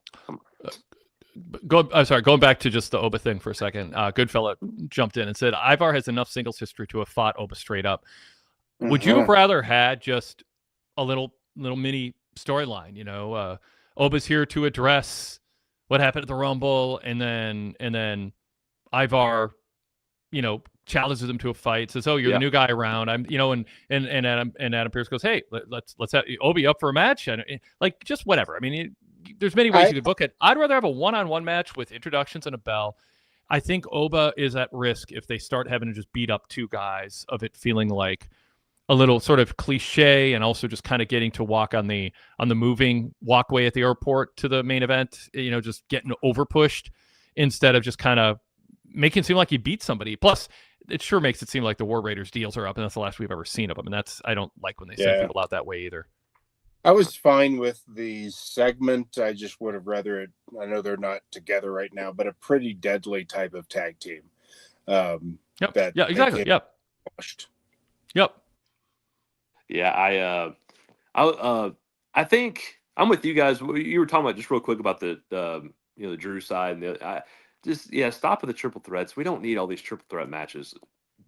I mean, Hunter, we just don't need it. I mean, think of some stuff better than that. I mean, you can have good singles feuds that you can build to, like a Rhea and Io if they're going that route, or Becky and AJ if they're going that route. Just do those. I mean, it's just, man, it's so much better. But here's the one big thing I wanted to ask you guys. What do you guys think about Brie and Nikki becoming a tag team and going after those tag team titles? I don't know which is worse, Brie and Nikki as a tag team or them separately as singles competitors. Because I'm like, maybe a tag team's better just because they're not singles, but man, it's going to be hard to take them. I mean, I hope but again, so they come out. Here's the thing too. So they come out slapping hands. Nikki, who's been a heel all of a sudden, is now slapping hands with everybody, and then she starts healing on the crowd again. It's like, what the F are we doing? What are you? Are you freaking a heel or a face? Tell us, dadgummit. Stop slapping hands with people and then come out and start, the Eagles. So my only defense, and this might be a stretch, Sean, but tell me what you think about this. Okay. Is their characters, and I think there's a little bit of a real life aspect to this that they might be playing into with how they portray them. They might be telling them, go slap hands on your way to the ring. They might not know it, but their gimmick is they think they're beloved. They think they're legends. They think they really paved the way. So let's have them go out there and obliviously slap hands and then pretend like, well, it's because I don't like your football team that you're booing me, not because I'm, Nikki Bella. So there's a way it's sort of, Sean, maybe by happy accident plays into their obliviousness that they think they're a bigger deal than they are. Because that's Nikki's whole singles run was, I paved the way. And people look at her like, are you serious? You're what everybody wanted to move away from. And then there's just the whole aspect of they're just, the promo was just dead. Like the cadence. It was bad. Yeah. It's just, Breeze was actually better. And that's kind of sad that Breeze was actually Sean, a little better. Are you saying you're not in the Bella army? Well, here's the weird thing. Like, Brie comes out at the Rumble, like, gets the biggest cheer of anybody, which I think is kind of ridiculous. I mean, it's like Brie's getting the biggest cheers out of everybody that comes in any of these Rumbles. Well, here's the thing. There's a fan base. You're not part of it. Fellas have a massive fan base. That's what I'm saying. Like, I guess in their mind, they see the fan love that they get, and they think that they're the biggest thing in the world. Like, everybody loves them, and so I don't know. I just want to know who that. Like, am I supposed to boo them or cheer them? I just want to know. I mean, I'd rather boo them because I'm not the biggest fan of them, but it was just so weird. It's like, but at the same time, I'd rather them be a tag team because it's just like I don't want them as singles, so I'd rather them be a tag team if they're going to be around. Stan Deviation said Nikki's timing that promo was off. Brie was waiting for her cue a few times. Oh, gosh. A few comments on this, too. Eric Moy says, wasn't Nikki dating Cooper DeJean? Or is that right? DeJean? Is that what I say? Or something? DeJean. Okay, that's, yeah. Does that make her a heel or a face in Philly? And Sadler goes, yeah, they were chanting Coop, and she thought they were booing her. Oh. LOL. Mr. Freshman 92 says, what's worse about it is the fans weren't even booing. They were chanting Coop, as in Eagles safety Cooper DeJean, who Nikki is dating allegedly. And then didn't Brie say that to Nikki, like on mic, like they're saying Coop? Yeah. So even Brie picked up on it, and Nikki didn't. But yeah, Standard Deviation says, yeah, it was bad. It was rehearsed banter. And then Cavanti Smalls points out, let me get this up here. The issue with the Bellas is their legitimate fan bases are not watching and attending WWE events. But boy, Nikki hasn't figured that out in her whole run. And I don't think Nikki's been awful. I think she's, sometimes I'm not sure she's in on the joke, but I think she's been a pretty decent in some ways, and then oblivious, but in a way that works for her. And fans wanted to see her. Is it better than as a tag team? Do you think it's better than as a tag team? Yeah, I mean, for whatever's left for them, just have them. Like I'm pointing to the Wade Keller News Bulletin. Before Raw, I said we might be seeing Bellas against Charlotte and Alexa at WrestleMania. Just brace yourself for that possibility. So, yeah, I think Bella became a better wrestler than she had any right being the way she started to the end of her run before she left. I think she, I respect what they did. They're not my thing. They're not what I prefer to see. They have their fans. There's a reason they're there. Give them their match. Let them go. Give us the next one. Mr. Freshman says there were a couple of women in the crowd who were crying. Oh, that was so. Oh my gosh. Well, Jackie Redmond was when when Nikki came back, like on this run, they had her backstage with Jackie, and Jackie was fangirling out. And I'm like, come, you got to stop with these, backstage people like being fangirls. Like, have some dignity. Yeah. You all have professional jobs. Be a professional doing your job. Don't act like I can't. Don't act like you won a contest. Yeah. So the last thing I was going to ask you guys was, but fun show overall. I definitely enjoyed it. It's getting a good way to WrestleMania. But with the Alpha Academy backstage, which, I mean, they do crack me up. I do enjoy Tozawa and Otis. I know they've been defined to a certain level right now. And Maxine, as much, Chris, I know you said, and I'm with you. Like, I do generally like what they've done with Maxine. The stuff with Natty the last couple weeks hasn't made any sense. But then, Maxine just coming backstage and just yelling, like, I'm going to, and I'm like, no, tone it down. We don't need you to go that crazy. Just, It's okay. Do you guys think that Alpha Academy should beat the Usos? Because I honestly, even though I don't love it at first, but I just want Jay to turn heel. Jay's not doing anything for me right now. It's just a goofball act. It's not anything. Have Alpha Academy win. Have them go over the edge. What do you guys think? All they do is come out during the commercial breaks for the international viewers and yeet and go backstage. I mean, that's all they did this week. I do think Jay is kind of stuck where he's at, and I like Jay, and I want to see him become unstuck. I think the Usos are quite possibly the greatest tag team ever. I don't think that's the right team for them to lose it to. is Otis and Tozawa, because that's just, I mean, do they even win a match in the last 2 years? And then they won one match, and that's not the right way to go. I do think they need to lose it, and I do think Jay turning heel would be a good move for him career-wise. Maxine, not a fan of her. Massive fan of Natty, especially her low-key legend gimmick. So I'm super excited to see that come to the main shows, and I'm excited to see what Natty does with the match next week. Yeah, the build's been bad to it, just because, like, Wade, I was with you wholeheartedly last week when you were talking about, why would Natty say that she's failed her? Like, she won the title. Like, what are you talking about? Like, what did she do to fail you? Like, you helped her, you made her lose. So, or not made her lose, but you put her foot on the, Becky's foot on the rope, and I was just like, they got to make that make sense. I mean, but they're having a match next week, and it's just like, okay, I mean, what? To me, I think, Nat's talking crazy. Like, you failed me. Like, she's just jealous. But that's just what you need is storyline. You need institutional support, for lack of a better term. You need the announcers to go, what is Natty talking about? Natty trained her. Dupree won a title. She was on the verge of winning against Becky again. And that's when Natty cost her the match. The announcers need to say, how can Natty look at what Maxine did with the training, and why can't she be proud of her? And what is she talking about that she failed her? She didn't fail her at all. Yeah, I mean, there was a promo that Maxine cut for the international viewers during a commercial break. It wasn't very good.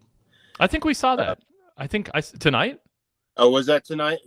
If you're talking about tonight, where she won, there was one backstage and then one with Byron Saxton. Oh no, I didn't see the Byron one. Oh yeah, no, the Byron one was during the commercial break. So I technically watch it from England. My server. If you could just fix that. It's so wonky. Yeah. So, but I do it for multiple reasons, but I do it to also watch what's happening for international viewers, especially when I'm doing these, so we can chat about it.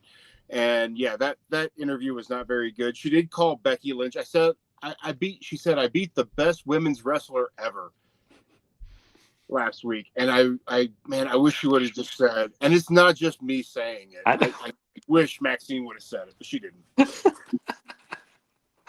Oh, she did in one of the promos, though. One of the battles she did, or she talked about, like, oh, you say you're the best. Okay, Sports Illustrated said you're the best. It's like, that was funny. But no, real quick, I'll throw a comment in here, by the way, from Eric Moy. Shouldn't we be blaming whoever is producing the Alpha Academy and Natty stuff? I don't think Maxine has enough tenure to stand up to whoever is telling her what to do. But yes, I want it. This is a good, that too. But this is a good chance to reiterate. When we are critical of people on air, we are being critical of the end product. We are not placing blame unless you have agency at a top level. Like, I'd blame Roman and Punk if they did something that I felt was wrong, because they had the agency to kind of sway people against it. But when we criticize announcers, when we criticize mid-card wrestlers, or almost every wrestler, we're criticizing the end product. We're not criticizing the person. Obviously, they're doing, in almost every case, what they're told. There's some exceptions, which we specify. So, we get that sometimes, like, why are you blaming that person for that? Because it's Vince McMahon telling him to do it. I'm like, no, we're criticizing the end product. So this is not a personal dig. Right. Absolutely. And Natty might have had a great promo and they edited it. Natty might have had another promo they cut and the writers didn't know they were missing a super important chapter. I don't know what chapter. I don't know with the way they told the chapters that the viewer saw with their own eyes that there was any justification for Natty to turn other than what I said last week on the show, which I think would have worked, which is Natty saying, essentially you were not being vicious enough and you were trying to win rather than maim. And you were succeeding by using an approach that, I said it better last week, but you're using an approach where you're breaking at the ropes before the 4 count. Like, you're not being vicious enough. You're not trying to hurt people. And then you got Maxine Dupree can just go, Natty, I learned a lot from you, but I'm not you. I don't want to be the person who hurts people. I'm not, I'm not at the end of my career wishing I had more success or jealous of people who are young and have their whole lives ahead of them. I mean, you can take some digs like that. I think people are like, there you go, Maxine. But instead, she has this weird, as Griffin said, well, he was talking about the Byron thing, but other people have, talked about the yelling, thing at the end. I mean, we talk about the Bellas sort of being oblivious to the current fan base, not really looking at them as legends. Maxine Dupree is coming across, and I think it's endearing and people to some part of the audience, but I think there's a big part of the audience going, you need to do more before you start acting like this. Yeah, absolutely. Yeah. But no, good. The Mania is getting fun. It's going to be a good build. I'm excited to see what we do here coming up these next few weeks. And Chris, Wade, it's always fun talking to you guys, and I'll get in the chat and listen on and finish out the show in a good way. So appreciate being on. Cool. Thanks, Sean. Appreciate it. Always good talking to you. Goodfella says Wade with the natty shade. LOL. Hey, I'm not saying it's true. Oh, well, actually, it's factually true that she's, more closer to the end of her career than the beginning. But that would have been, those would have been good lines for Maxine Dupree to bring up. Okay. Got an email from Kenneth Williams, who says, I'm very excited about the Roman versus CM Punk feud. CM Punk was the reason I got back into wrestling around 2008. When CM Punk left WWE, I was pissed, and I took it all out on Roman because that's who they were pushing at the time. My questions for you are the following. Are you looking forward to them bringing real life into the story? Or would you prefer they not do that? So yeah, obviously we covered that quite a bit in the opening hour. I think I'll reiterate and underline. I think this was a sophisticated use of reality, Griffin. I talked about what I would have excluded a little bit, but also said there's things I'm glad they didn't bring up. Was there any time in that promo you said, oh, I don't know if that's good, or I would have left that out, or is there anything they left out that you think would have worked within the framework that I think you and I agree on they should stay within? No, I think the only thing that really stood out to me as a negative was calling Raw the bigger show. Yeah. I agree with you there, and it stood out to me. I think Roman, and I don't know, I throwing that out as something I would consider, and maybe they did and excluded it because it would take away from the cadence. I think Roman, when he said, you made life a lot worse for me than it should have been, a little self-deprecating aside, like, I would have made it difficult enough. Like, it's just a comment like, something that acknowledges Roman had a part in it, because there's a little bit of a risk. And it's a little risk. It's not a big risk that people are going to look at that and go, is Roman really blaming CM Punk for suffering succotash, for acting too cool for school, for saying on a podcast, I just want to show up, tell me what to do, I want to get rich, at a time when he was supposed to be this. CM Punk did not prevent Roman Reigns from cutting a go-home promo on the last TV show before a pay-per-view to get people fired up to see his match. And he never did that.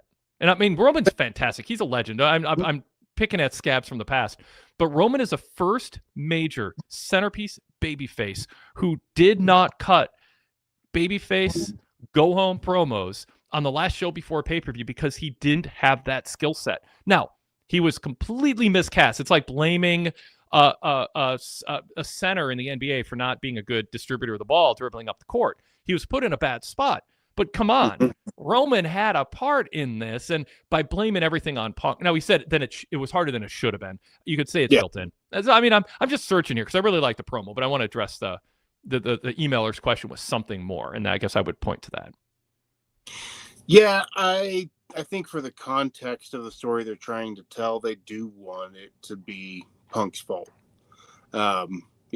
To put the blame somewhere to build this story. I don't think you have to let the truth get in the way of a good story. Standard Deviation, by the way, says, to be fair, the Bellas do add a layer of historical significance to the women's tag division, which is a continuation of WWE prioritizing the women's tag division in recent months. Want to give fair and equal time to people who were being critical of. Number 2 from Kenneth Williams. The Philadelphia crowd seemed to be a tad bit more in Roman Reigns' favor tonight.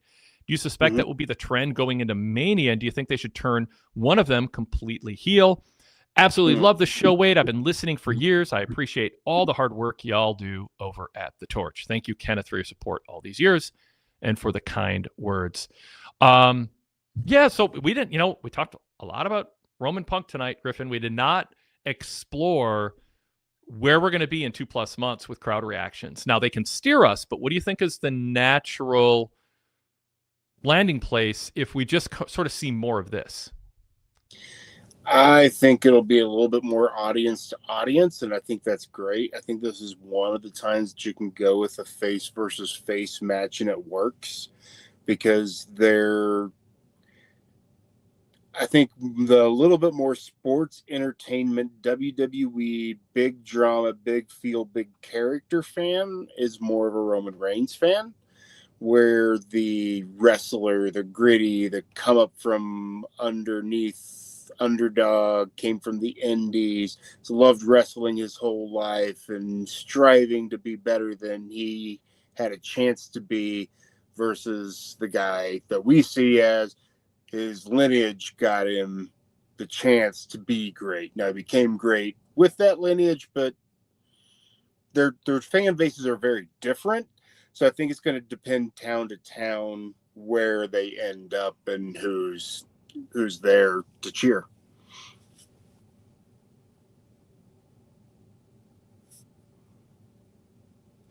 All right, Griffin, let's hit a few random topics here that we haven't covered, just a little bit more rapid fire, just so we cover a few extra basics, because I want to see if you have some things to say about things we haven't gotten to, including the Javon Evans presentation. Mm-hmm. I always have something to say about Javon. Yeah. What'd you think tonight and in general? El Grande Americano, his opponent, he won in 13 minutes, got to show off his athleticism. The announcers were, definitely touting him. What'd you think? Man, at 21 years old, the way he came out selling from the way he was beat up in the Rumble just shows how mature he is as a performer. He came out bandaged. He knew when to ow. I'm slapping your hand, but man, I'm a little beat up from that. And they really put over how long he was in there. He was the Iron Man. He had the longest performance, and he took a beating in there being a smaller guy. So I love the way he sold. It's one of the things that I like about him. He's really a mature performer for his age in a lot of ways. And then in other ways, he's not. His dive over that top rope scares me sometimes. He overshot that. Grande, he should tell his opponent, look at where I jump. Get out there. He's got some ups, but Grande caught him around the hips, and he went face first down and caught himself, and that could be a scary fall. So, yeah, big fan, but that particular move scares me. It's kind of like in the NBA, if someone just passes, but it's shot out of a cannon, you got to be ready to catch a ball that's passed with, Julius Randle in the Wolves was accused of doing that in a way meant to show up Rudy Gobert, and then people just learned, no, this isn't a personal. That's how he passed the ball. You got to adjust to it. Where at some point guards is a little more finesse. With Javon, you got to go, oh wait, it's Javon. I'm going to take 3 steps back. I'm not worried about him going splat. I'm worried about him overshooting me. Yes. Yeah. And it's a conversation you should have with every opponent. The producer should have every one of his matches go, absolutely should. Grande Americano, I'm sure that's what they call him backstage. You need to step 2 steps further back than you're used to. And he always does it right there where there's a mat, there's a barricade, there's a spot to stand that should be obvious to them just from watching footage how far he jumps. Okay, is Javon Evans going to be a top tier potential world champion or champion challenger ever? And if so, at what pace? Because boy, they don't need to rush it. But boy, there's something to be said, and we talked about a lot in the context of John Cena's retirement tour. There was nobody except Dom, who was under 39 or 38 years old, for Cena to put over and give a boost to, other than Braun Breaker. And I understood them not wanting to do that. The timing wasn't right to have Breaker and Cena against each other. I mean, you could have made it work, but I get not doing it. But they got this wave of people coming in now, but Carmelo Hayes doesn't need to lose to John Cena, and they're not going to book him to beat John Cena. So there's they didn't, basically, that was it. That was the end of the list of people people were talking about who could have been younger. And it's unfortunate because I said, Cena should be putting younger guys over. And then it's but who? And by over, and by the way, by putting over, I don't mean beating them. That's the term, putting over. You can put somebody over while beating them because you sell for them and you treat them like a star or an equal or an up and comer or whatever. Javon might have come a year or two too late, because he and John Cena might have been a moment, even if Cena beat him in the end, give him that moment. Yeah. So anyway, I throw that out there. Like, question: How high? What is Javon's likely ceiling? I would love to see him be a future WrestleMania main eventer. He's got a lot of things to learn, but every interview I've heard of him, he has the right attitude to learn it. Like, he wants to be the best. He wants to be the main eventer. Two guys that I hear that a lot from, in the way that I heard from like Cena saying how he wanted to be the best, how he always wanted it more. Javon Evans and Joe Hendry, those two guys, when I hear them in interviews and look at what they set goals to do and how they attain those goals, they've got the right attitudes. Does his style work to get into a WrestleMania main eventer? That really depends on who's booking the WWE in 10 and 15 years. I don't know that it'll still be Triple H. So who's going to be in charge of the top and what do they like? I definitely see the potential in him. I mean, Javon Evans and Braun Breaker just jumps out as like that. I could see that being a future WrestleMania main event. Not right around the corner. But 5 years from now, I don't know. I mean, it's a small sample size of Javon, but he is an injection of ebullience. There's just this youthful energy and sort of an innocence that he doesn't know what his limits are. It's just like, let me just go out, just do what I'm going to do. And, get Michael Cole to not use canned superlatives for him. Let it kind of happen organically. But yeah, there's something about him that WWE has been missing for a long time and doesn't have often enough. And it was like with Kofi, it came late. And with Sammy, it sort of came late in his career. Like, capitalize on somebody who fans just organically get behind, who's really athletic, and don't wait and don't define him down first. And his ring style reminds me a little bit of Kofi, but also like the RVD and the Sabus, who are always looking to innovate and do something different and make themselves stand out. Just the way the kid hits the ropes and comes back and twists and hit a kick. It's so different. It's memorable. Yeah, agree. Let's see. What'd you think of Gunther? His celebratory promo, how they handled AJ and then the Dragon Lee beat. When I heard that music, I'm like, oh, does he get to give a goodbye speech or is it Gunther? And when Gunther came out, I lost it. I loved it. Gunther, you want to talk about somebody who knows how to put somebody over and beating them? That's Gunther's strong point. He's fantastic. He's a perfect choice to be the career killer. He comes out and he mocks people after he beats them. And all it's doing is building him up so somebody can eventually knock him down. And that's what you do with a villain. They're doing a great job with him. Yeah. What'd you think of Penta and Bronson Reed? Penta winning by count out in 13 minutes because of LA Knight. And how do you think about how they used LA Knight tonight too? Said earlier, I like seeing the aggression of LA Knight. He's not out there cutting promos. I think that gets him to a certain place, but now I see him as a promo wrestler, and I need to see him as a wrestler and an ass kicker. And I'm going to turn my camera off, Wade, because we're getting real close to me losing losing my battery. And it gets a little bit. I'm already up 1% more turning my camera off. So I don't want you to lose me completely. The match was great. I love Penta. There is a little part of me that really hopes that the luchador trio that they've got, that Penta ends up going Dark Penta on Rey Mysterio. I want to see that. I know fans love Penta. They love the walk. They love the character. But I remember Lucha Underground and Dark Penta, and I kind of want to see a little bit of that. They don't have to rush it there, but I want to see that. Count out loss. I mean, it's a fine way to tell the story, and LA Knight was well used there. Couple chat comments about Javon. Standard Deviation says Javon flies too high to have a ceiling above his head. Goodfellas says Javon's already been with Becky a few times in social media posts. She puts him over. Locker room seems to like Javon. That is a big part. You're young. You don't want to make a mistake. You don't want to step in it. You don't want to say something just stupid, foot in your mouth, counterproductive, immature. So that's you're young OG thing, that like he knows what he's doing. Like he is young, but he's integrated super well maturity wise into like wrestling dynamics, locker room talk, politics. I mean, all of it. Yeah, he's fantastic. Kane Plays Stuff, welcome to the chat, says, I love his enthusiasm. Sean Plichta from Tennessee says, Javon has a high ceiling, super talented and charismatic. Goodfella says, Graves called a shot and said Javon would be world champ someday. I can see it. Derek Mitchell said, yeah, Corey even saying Javon is future world champion. I hope as long as Brock Lesnar is retired when Javon wins a title, as Brock is the black world champion killer, ending all of their reigns. Yeah, keep Brock away from Javon.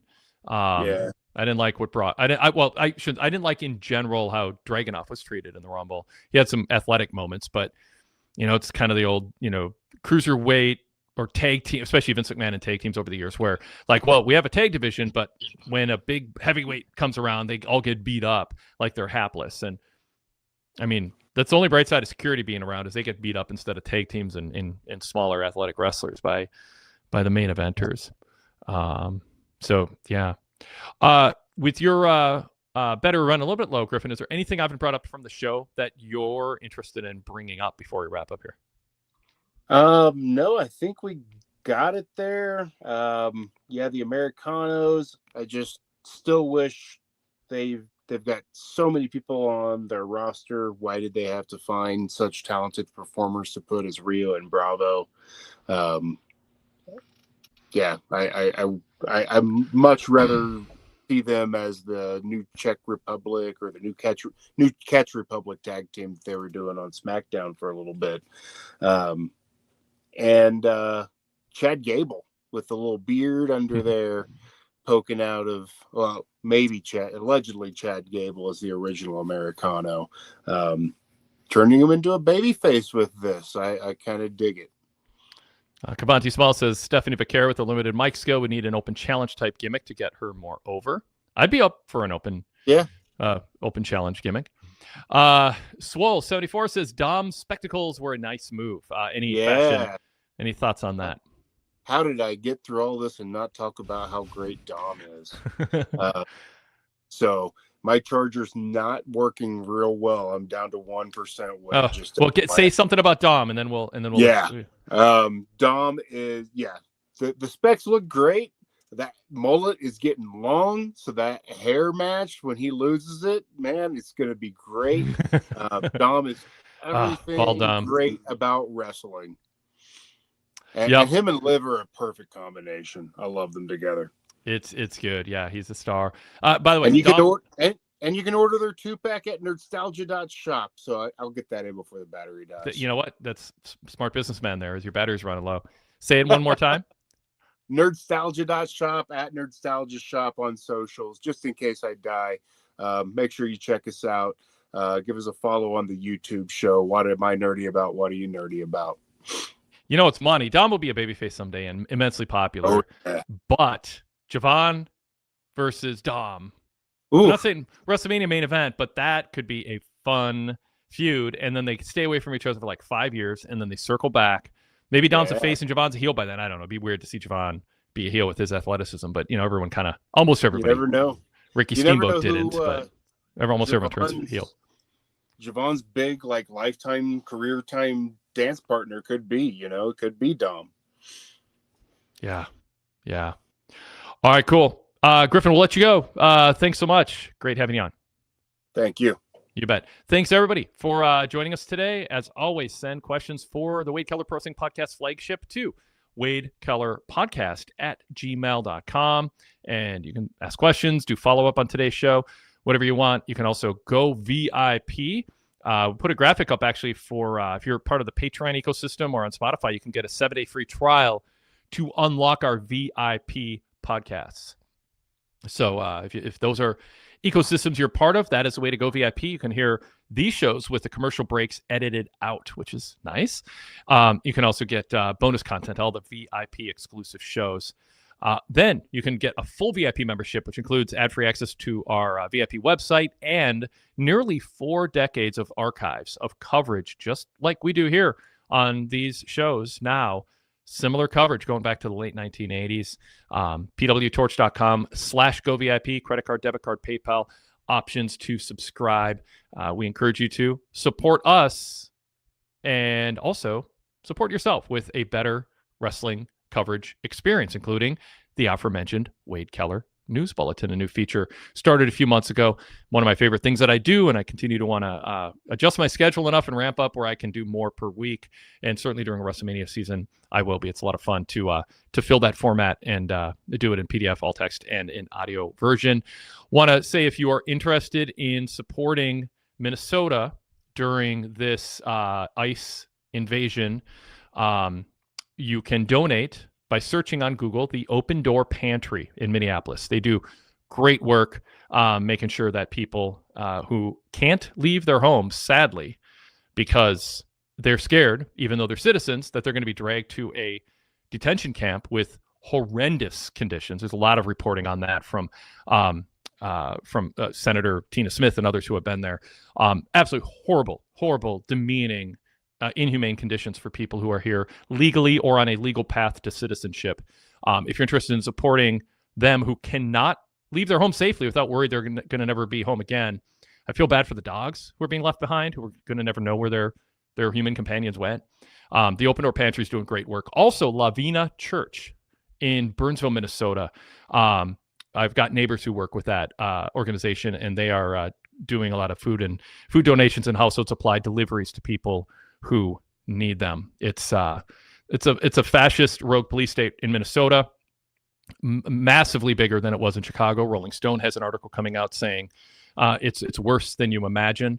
There are businesses going out of business, some especially Mexican restaurants and anything that might attract ICE agents to think there's going to be brown people there.